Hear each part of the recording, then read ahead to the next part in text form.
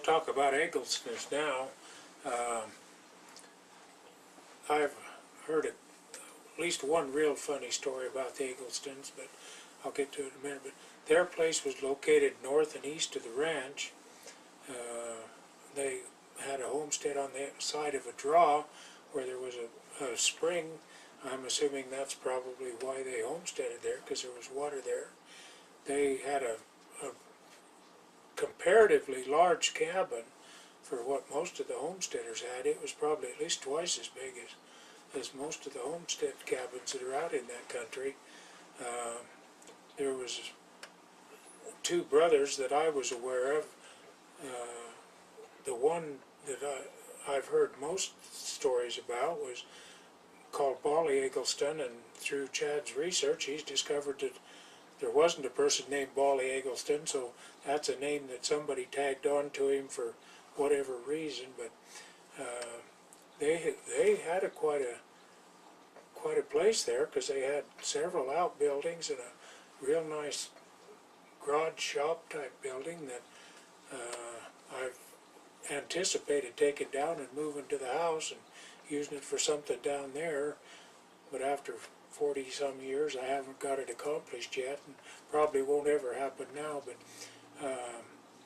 there was some other log buildings. Of course, everything was log buildings, but we took one of the log buildings that was an open-faced shed down and moved it down to the house and set it back up again and use it as in calving time and stuff to get the cows in out of the bad weather if necessary. I guess the story that my dad always told about him was, which was common out in that country, that a lot of those homesteaders, the big part of their income was hunting and trapping coyotes and whatever else they could catch during the winter time.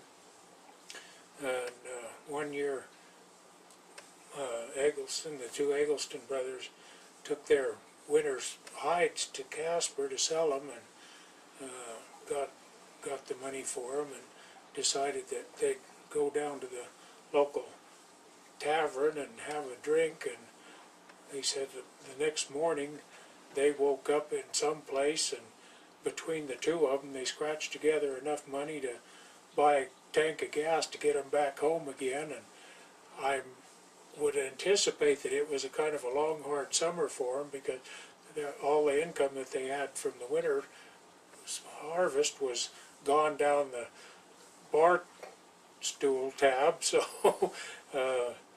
anyway, it kind of a funny deal. But oh gosh, I don't remember. I think it was probably when I was still in high school. I remember Uncle Mark hired Bolly Eggleston to